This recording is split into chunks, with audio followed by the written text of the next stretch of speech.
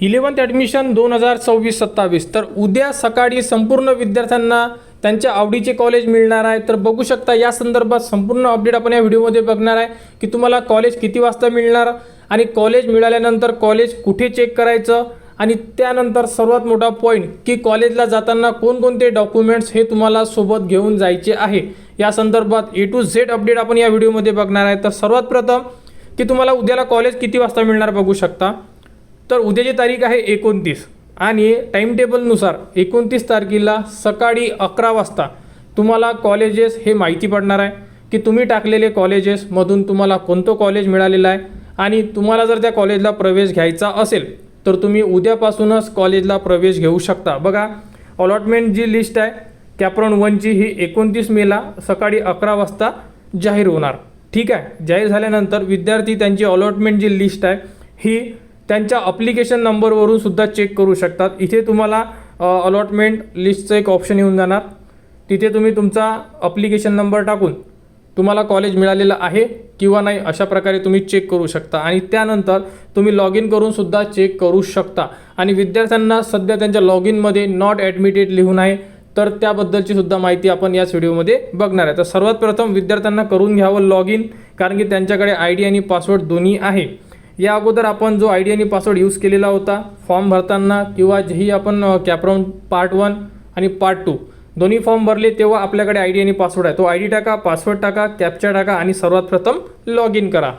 तर बघू शकता विद्यार्थ्यांच्या लॉग इनमध्ये चेक केल्यानंतर ॲडमिशन स्टेटस जे आहे हे सध्या नॉट ॲडमिटेड आहे। याचा अर्थ असा आहे की उद्याला तुम्हाला जेव्हा कॉलेजेस मिळणार आहे तुम्ही संपूर्ण डॉक्युमेंट्स घेऊन जेव्हा कॉलेजला जाणार तुमची ॲडमिशन कन्फर्म झाल्यानंतर तुम्हाला इथे नॉट निघून जाणार आणि ॲडमिटेड लिहून येणार। याचा अर्थ असा राहणार आहे की तुमची ॲडमिशन ही फायनली कन्फर्म झालेली आहे। आणि जर बघितलं तर तुम्हाला अशा प्रकारे इथे जे ऑप्शन येत आहे संपूर्ण यामध्ये तुम्हाला परत एक ऑप्शन येणार आहे कॅप्रॉन 1 रिझल्टचं म्हणजे अलॉटमेंटचं, तिथून सुद्धा तुम्ही संपूर्ण माहिती चेक करू शकता आणि त्यामधूनच तुम्ही एक अलॉटमेंट लेटर, कारण की तुम्हाला एक लेटरसुद्धा मिळणार आहे ज्यामध्ये संपूर्ण माहिती राहणार आहे की तुमचा नंबर लागलेला आहे, कॉलेजचे नाव वगैरे तुमचे मार्क्स A to Z माहिती राहणार आहे। ते लेटरसुद्धा तुम्हाला लागणार आहे ॲडमिशनसाठी, त्याला आपण अलॉटमेंट लेटर म्हणतो। त्यानंतर डॉक्युमेंट्सला जर क्लिक केलं तुम्ही तर यामध्ये तुमचे जेही डॉक्युमेंट्स रिमेनिंग असेल, कोणी नॉन क्रिमिलियर दिलेलं नसेल तर तुम्ही नॉन क्रिमिलियर इथून हे डिक्लेरेशन वगैरे डिलीट करून यामध्ये परत अपलोड करू शकता।